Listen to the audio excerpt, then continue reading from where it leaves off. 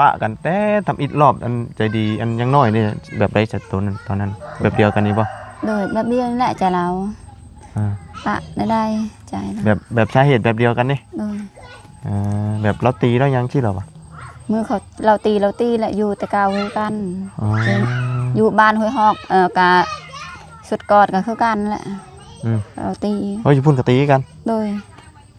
แต่ไม่อยากว่าวลายแต่ยากันเลยนะยา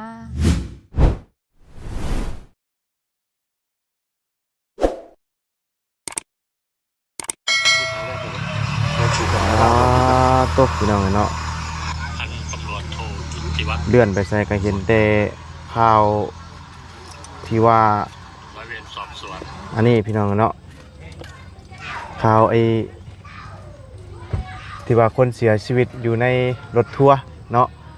สาวลาวเมลูกน้อยเนาะลูกแล้วอายุ5 ปีพี่น้องเลยมาหอบแบบว่าเสียชีวิตอยู่ในรถเนาะตายตนโอ้พี่น้องเลยลูกมันยังน้อยบ้านนี้กลับบ่ฮอดบ้านช่ำเนาะเสียชีวิตอยู่คารถทัวร์อยู่ไทยเนาะอยู่มุกดาหารนี่จักพี่น้องเนาะลูกมันยังน้อยๆเนาะ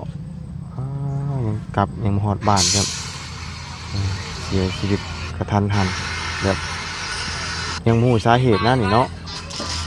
เลื่อนไปใส่กับมีเตะข่าวนี่พี่น้องเนาะกำลัง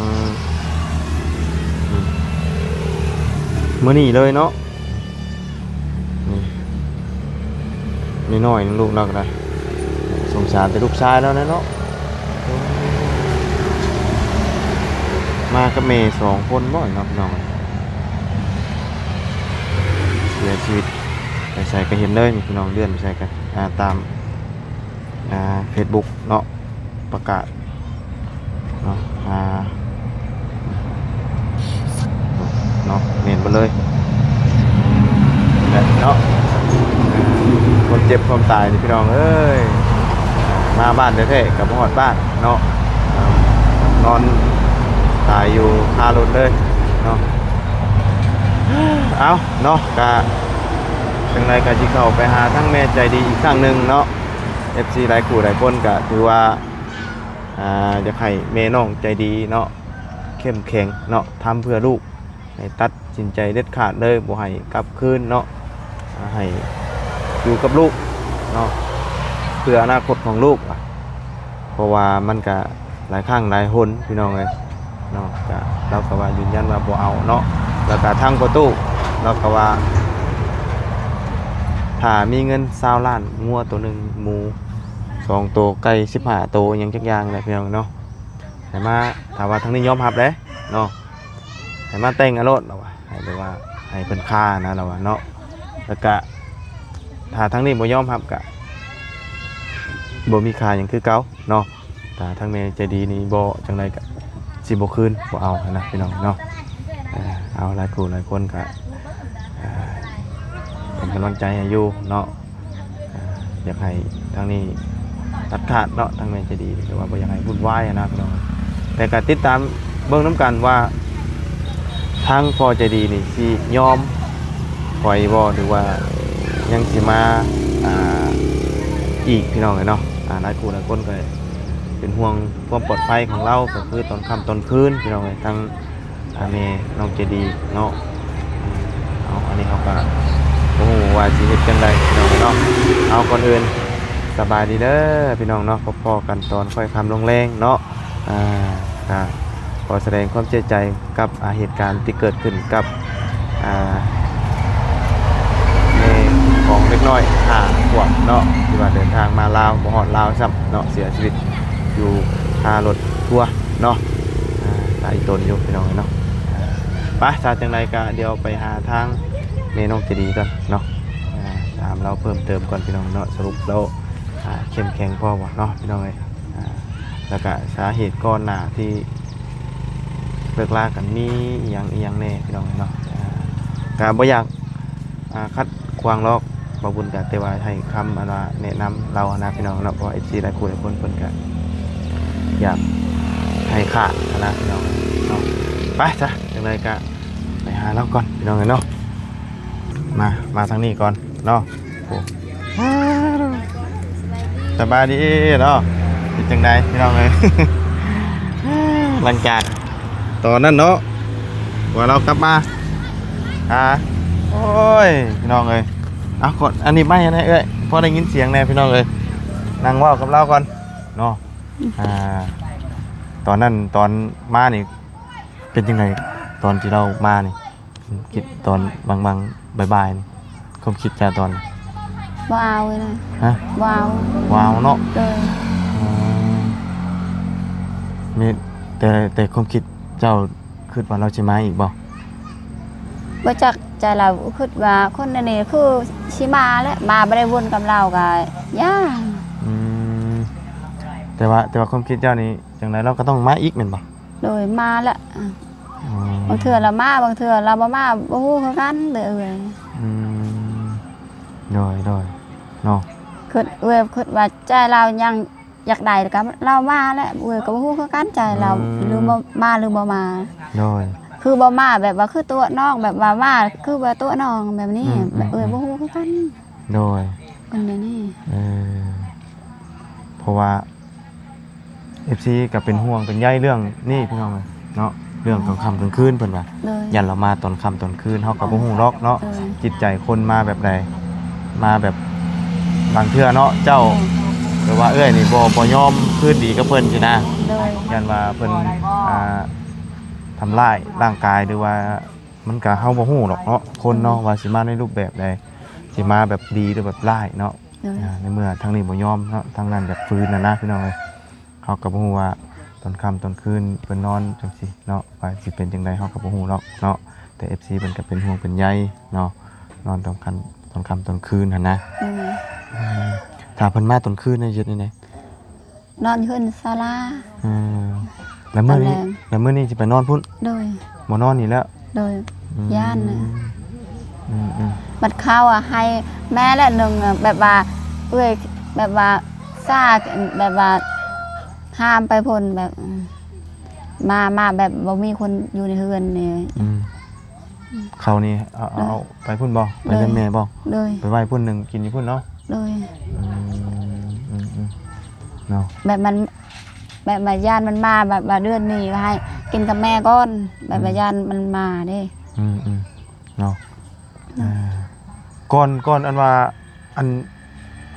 สิเลิกลากันล่าสุดหรือว่าก่อนสิปะกันล่าอันวัง4-5 มื้อนี่มีการแบบว่า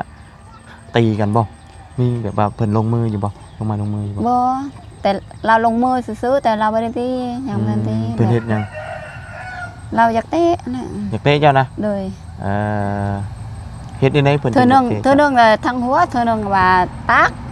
ตีสิบ่ โดยบ่ได้แฮงแต่ค่อยๆแต่ ค่อย ตีนเราใช้ปากนี่แต่ว่าเอ้ยก็อด ๆเอาตีนเลย โดย บ่ได้แม่นมือ โดยบัดกลางคืนอ่ะเอาใส่ตีนน่ะใส่หัวใส่ปากแบบกลางวันตอนเช้าเอ้ยไปหาหน่อไม้ก็ว่าเหยียบหมดอันนี้เอ้ยก็อดมันใส่ตีนก็ใส่ปากก็อดอยากเป็นเฮือนเป็นชาน ได้แต่ละเทื่อก็ให้กันก็มีแต่แบบนี้แหละ โดยมีแต่แบบนี้แหละเพื่อนกับมันเต้หมดลูกแบบนี้แบบตีนเราแหละ ได้ แบบเราอยากหายเดิเพื่อนแบบว่ามออย่างเราเทมหมดแบบว่ามักเพชรกามันไม่ได้ซื้อซื้อแบบว่าเงินใจดีหายแบบว่าไป5 ปีก็แบบว่าเราเฮ็ดใส่ตำกันตำลายแหละเฮ็ดใส่ ตามทีมสิเนาะ โดย วันนี้นะเพิ่นมาแล้วเพิ่นก็ไปขอคืนดีนะแต่ว่าทั้งเอื้อยเพิ่นก็จังไดก็บ่เอาเนาะ โดย คุณ อยู่นำการเพชรก็ต้องเพชรแบบว่าเพชรธรรมดาแน่นี่กาโอ้ลายมือลายคืนตลอดเลย โดย ว่าเดือนหนึ่ง4-5 เทื่อแค่แน่นี่กาตลอดเลย โดยอันนี้คือพิษตลอดเลยเนาะ โดยเฮ็ดใช้ตลอดคันคนเฒ่ากับเพชรคือกันแต่เพชรว่าดุนๆเท่านึงนี่ว่าตลอดว่าเอื้อยเพชรแค่แน่ว่าเพชรกันตลอดเอื้อยเพชรก็เฮ็ดใช้นั่นเอื้อยบ่มักมาเข้าก็หลายหม้อนึงก็เต็ม มาถิ่มซื่อๆเนาะ โดยกระติกก็เต็มบัดแม่ขึ้นเฮือน เด้มันไปเอื้อยไปก่อนเด้บัดไปเฮือนอายเราก็มาไล่บัดนำหลังเฮ็ดใส่บัดแม่เราไม่ได้บอกได้เขาคงมีแบบแม่ขึ้นเฮือนแม่เห็นแม่ชาลาก็นึ่งแม่ก็นึ่งแม่คนลายก็ช่องมือ3 มื้อพ่นกินมันลายมันกับบ่เบิดได้เนาะมาที่2-3 หวดพ่นแม่เขาลาอีกก็นึ่งด้วยบ่ได้มาอีกยังข้าวเย็นลายบ่ได้มา2 คนก็ติด1ก็ทั้งตอนแรกตอนเช้ามันมาติด1มันเฮ็ดใส่นั่นยาเลยเนาะและก็ทางนี้ว่าจังไรก็บ่กลับคืนแล้วล่ะเนาะยืนยันแล้วว่าบ่เอาเนาะก็หวังว่าเราสิบ่มากวนอีกเนาะก็เรื่องที่กลับคืนบ่คืนนี่ก็คืออยู่กับจิตใจเจ้าว่าสิเข้มแข็งพอบ่แต่ว่าหลายครูหลายคนเพิ่นก็ว่ายังให้ใจแข็งไว้เนาะเพื่ออนาคตของลูกว่าที่แรกคือเพิ่นเจ็ดเทียนเฮ็ดซ่านให้กะทางเจ้าอยู่กับลูก3 คนแม่ลูกนี่กะถือว่าทั้งลูกเจ้าก็สบายใจคือจะดีนะคือมื้อนี้ฮู้ว่าเห็นหน้าพ่อมาปุ๊บเว้าบ่ออกเลยแปลว่าหน้าหุบหน้าเหี่ยวเขาแปลว่าอุกใจนะย่านเจ้านี่กลับคืนหาพ่ออีกและทางจะดีย่านแบบว่ามันคือเก่าเนาะคำมาอยู่น้ำกันก็สร้างชาแบบหาอยู่หากินเนาะซอยกันทุกสิ่งทุกอย่างใจดีกะดีใจเหรอเนาะแต่ว่ามาแล้วมีแต่ให้แต่เครียดกันนะมีแต่พิษเนาะคาเดียวปะสินะเดี๋ยวกลับมาอีกนะทั้งผู้เป็นลูกก็ทุกข์ใจนะเนาะเมื่อยเราเนาะแบบว่าเอื้อยซำนี่เอื้อยอยากสร้างครบสร้างครัวบ่อยากเป็นแม่ห้องแม่ห้างและซำนี่แบบบ่พัวเฮ็ดไสนั้นบ่ได้ซำนี่แล้วก็โดยตอนน้องก็เห็นแหละเรายอมหมดก็จักเราเผ็ดบ่เผ็ดแล้วเราก็ยอมหมดยอมเพื่ออยากให้เจ้านี่กลับคืนเนาะโดยยอมอยู่ยอมแต่ตอนนั้นเนาะสิว่าแต่เก่าก็มีแต่ว่ายอมสิเหรอยอมตลอดยอมแบบบ่ฮอดเดือนนึงบ่ฮอด10 มื้อก็คือเก่านั่นแหละคนเฮานี่ใจจักสิเป็นได้ใจตัวเองไงเนาะมีแต่ว่ายอมตลอดยามใดก็โดยยอมตลอดเฮ็ดผู้เดียวก็เฮ็ดตอนนั้นตอนเว้ากันตอนนั้นอยู่บ้านตอนใหม่ๆติบ่แต่เก่าตอนอยู่บ้านเราเว้ากันกับอาเรายอมเฮ็ดผู้เดียวก็เฮ็ดเอาลูกซื่อๆมันเว้าเฮ็ดเวียกเฮ็ดงานเฮ็ดผู้เดียวก็ได้ตอนนั้นบ่มันเอากันอยู่นำกันคันมันพัวดีก็ก็บ่ปะผู้เดียวลาวดอกเปลี่ยนก็อดทนคือกันคันเราเปลี่ยนแปลงนี่ก็คือเก่าโดยตอนอันว่าอันปะกันแต่ทำอิดรอบอันใจดีอันยังน้อยนี่แบบไรจัดตัวนั้นตอนนั้นแบบเดียวกันนี่ป่ะโดยแบบเดียวนี่แหละใจเราปะได้ใจแบบสาเหตุแบบเดียวกันนี่แบบเราตีแล้วยังชื่อเราปะเมื่อเราตีแหละอยู่แต่เก่ากันอยู่บ้านห้วยฮอกกะสุดกอดกันคือกันแหละเราตีอยู่พุ่นกับตีกันโดยแต่ไม่อยากว่าวลายแต่ยากันเลยนะยาลายแนวตีแน่มาไม่อยากว่าวลายแต่ว่าวแต่มันมาเข้าลายนี่ไม่อยากเราลายกับใส่อายมันดิว่าวยาวกับซ่าเขาอยากเมื่อแล้วว่าวแต่บ่มักอย่างเดียวกับพ่อแหละมีแต่ว่าเขาบ่เอาแล้วก็ย่าเนาะโดยเขาเข้าใจว่าวง่ายกับว่าวยาวกับพิดกันแหละเที่ยงกันอีกเลยมีแต่ว่าเขาบ่มักเขาบ่เอาบ่ขึ้นกันจบเนาะเลยสิมาจังไดก็บ่เอายืนยันบ่เลยเนาะคันเฮ็ดเช้าละเฮ็ดสายลาวกะเราบ่ได้กลับคืนเนาะน้องก็เห็นเราคันมาล่ะเรานอนอยู่นี่ฟังเพลงนอนอยู่อันอีก นอนอยู่พุ่นนอนอยู่พี่เนาะ โดย ว่าไงอุ้มหมอนใหญ่บ่นอน โดย เนาะ โดย บ่ได้คอยเฮ็ดเวียกเฮ็ดหยังมามื้อนี้เห็นเพิ่นขี่รถมากอ่ะเอ้าใช่ว่าคือว่าอันเว้ากันขาดแล้วอะเนาะแล้วว่ายังมักอยู่แล้วอะเนาะยังบ่ได้ปะแล้วอะแต่ว่าเว้ากันแล้วเนาะ โดย เว้ากันแล้ว แต่ว่าทางนั้นยังมาอยู่เนาะแต่ว่าคำมาคืนมาบัดนี้น่ะทางประตูแล้วว่าต้องมีหยังงัวตัวหนึง โดย เงินชาวล้าน โดย หมู2โตวบ่ไก่15โตวบ่ โดย เป็นฮีตเป็นของแต่งใหม่เลยระว่าเนาะคำว่าบ่มีอันนี้บ่เอาเนาะถ้าว่าสมมุติว่าเจ้าจะคืนหั่นนะ โดย ทางประตูก็บ่ยอมอีกบาดนี้ โดย ถ้าบ่าบ่มีสินสอดมาแต่งบัดนี้ โดย เพราะว่ามารอบนี้ก็ยังบ่ได้แต่งเนาะ โดย มันยังบ่ได้มีฮีตของหยังเลยล่ะวะ โดยบ่มี อืม พ่อกะเห็นลูกปิ้งนัวกินกับบ่มีข้าวกินกับบ่มีนั่นแหละพอได้ถาม ก็ย้อนว่า แพงลูกนั่นแหละ บ่มีเราก็เลยบ่ได้มีค่าสินสอดหยังเนาะมารอบนี้เนาะ โดย แต่บัดนี้เราว่าบ่ได้แล้วบัดนี้เราว่าเนาะขอบังคับบ่ให้ทางนั่นกลับมายุ่งอีกนะ โดย คำมีมากอะมานะคำมีขอเสนอตัวเราว่าแต่ว่ามันก็ต้องขึ้นอยู่กับทางนี้อีกได้เนาะว่าทางนี้ยังอยากกลับไปนะถ้าว่าทางมีเงินชาวล้านมาทางนี้บ่อยากกลับไปก็คือเก่าเนาะ โดย คือเก่าก็ขึ้นอยู่กับแม่ใจดีคือเก่าเนาะเอาถ้าว่าเฮาเลิกลากันมันแบบว่าบ่ถูกบ่ต้องกันแบบว่าชีวิตเฮาดีขึ้นมันก็ต้องไปแบบนี้แหละพี่น้องเนาะแต่ว่าอยู่คืออยู่ที่ผ่านมาก็มีแต่แบบนี้เนาะ โดย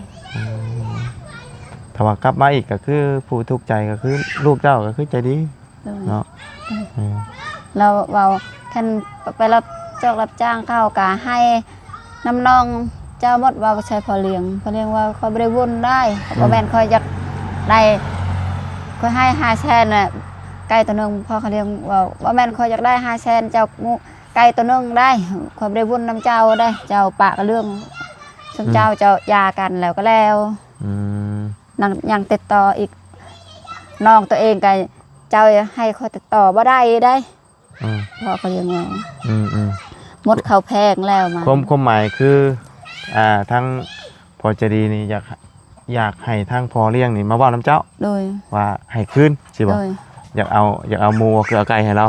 โดยไก่ซื้อไก่เนาะจ้างเว้าไงจ้างผู้นั้นนะให้มาบอกทางนี้แม่นบ่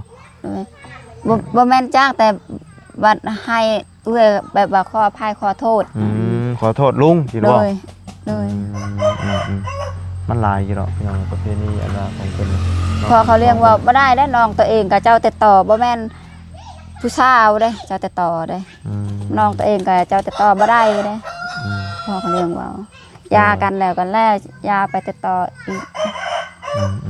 เจ้าอยากได้พุ่นเจ้าไปเว้าน้ำพอพุ่นคอยบ่จักหยังแต่ว่าอันแต่กี้ก็ตอนอันน่ะเลิกกับก่อนอันน่ะจะดีใหญ่นี่ก็บ่ได้มาใกล้เลยบ่ได้ใกล้เลยเนาะตอนนั้นเนาะบ่เอาเมียเด้ปะนี่ก็เอาแม่ห้างลูกซองแม่ห้างกับแม่ห้างเท่าแล้วอ่ะเอาก็อันนี้ก็คำว่าเราไปเล่นแบบว่ามีเมียใหม่เนาะเราก็คือสิบ่มาวุ่นวายหรอกเนาะก็สิบ่มาใกล้นะพี่น้องแต่ช่วงนี้ยังแบบว่าใครสมัครเราเงินก็บ่มีข้าวกินก็บ่มีอยู่ในเหือนน้ำกินก็บ่มีซ้ำแบบว่าน้ำอยู่นี่แค่นี้ว่ากินได้แบบว่าอาบได้นั่นตัวใกล้บ้านเฮาแบบว่าทางนี่แบบว่าเราอยู่ทางเมืองนี่เมืองนั่นก็มีน้ำแบบใกล้แต่มันไกลโดยบ้านเฮาเมืองนั่นก็มีแบบเมืองนี้เด้บ่มีน้ำมีแต่น้ำได้เพิ่นถ้ากลับมาอีกเนาะเงินคำที่ว่าเจ้ามีเนาะคือเงินที่ว่าทางอาจารย์ลาวเรามอบให้เจ้าเท่าไรก็5 ล้านบ่แล้วกลับมานี่ก็ย่านเบิดเด้อสิไปใช้ว่าเนี่ยมันยังอยู่กับเหตุการณ์แล้วมันอยากได้เงินนี่เนาะ อ่าแต่ว่าเห็นเงินน่ะอยากได้เนาะ โดย อัน มั นั้น จะดียังมันขอเลย บ่ เออ มีแต่ขอเชื่อ โดย และจังไดก็ให้มันผ่านพ้นไปด้วยดีเนาะ เห็นพ่อดีบ่แบบว่าพ่อว่าดีว่าลูกก็ยังให้คือกันแบบขอแบบว่าพ่อคือบ่แพงแบบว่าอยากให้ตลอดแบบแม่พ่อลูกก็บ่ให้คือกัน เนาะคือว่า พ่อ ไง ก็บ่ให้ลูก พ่อนี่บ่ได้แพงลูกเลยมีแต่ เลย ขอแต่เงินลูกเนาะ เลย แต่ก็บ่ได้คอยเฮ็ดเวียกเฮ็ดงานหั้นนะเนาะ เลย มีแต่ว่านอนฟังเพลงคือละว่านั่นแหละนั่นแหละก็คือเห็นนั่นแหละเนาะจะเป็นไร เฮ็ดชวนมันก็พาลูกไปดำมันลูกให้ก็เฮ็ดก็ลูกเฮ็ดฮักหมดมันลูกน้อยๆชั่วโมงนึง2ชั่วโมงได้เฮ็ดก็มันพามาบ่ได้มาก็มันให้ เนาะเพราะว่าผู้เดียวเนาะ เลย คือแบบว่าเจ้าสิไปเสียหญ้ามันนี่เราเอาลูกขาอยู่บ่ บ่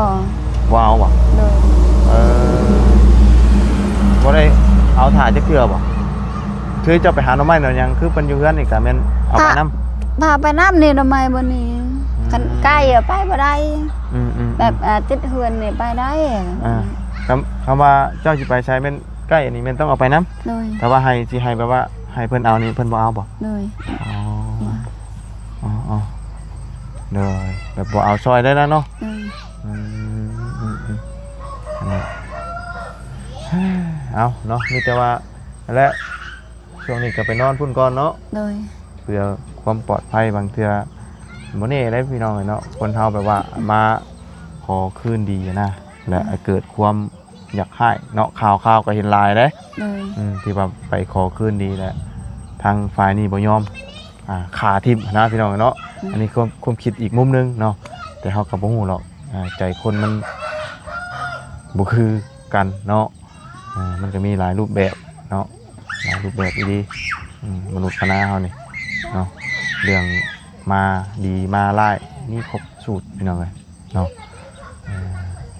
เอามื้อนี้ก็ทั้งใจดีกับไปนั่นบ่ไปเวียดบ่ เลย ไปซื้อนี่บ่ซื้อไก่มาจำอันน่ะให้เจ้าอันน่ะได้ขึ้นเฮือนนี่บ่ บ่อันนั้นแบบว่าเลี้ยง เจ็บแขนนั่นบ่ เลยปลาปงใส่หม้อ อันโตอันของเจ้าอันว่าขึ้นเฮือนนี่ยังบ่ได้จับ อาจารย์ลาวมาก่อน แล้วเมื่อแล้วบ่ เลย อ่า แบบแม่เขาเลี้ยงกะจำตัวนึงแบบจำตัวนึง2ตัว พร้อมกันบ่ เลย ว่าคนละมื้อ แบบว่าตัวใกล้ตัวเดียวแบบคน2คนบ่ได้แบบว่าตัวละเดียว แต่ว่าเฮ็ดมื้อเดียวกันได้บ่ ได้ คือทั้งอันแม่ใหม่ของเลี้ยงนี่เราได้ขึ้นแล้วบ่เฮือน ในคนจะเป็นยัง บ่เป็นหยังบ่ ลูกไผ่ ม แบบว่าลูกไผ่ออกจะมาออก จำจากพุ่นออกแล้วมาเข้าอยู่พี่ เลย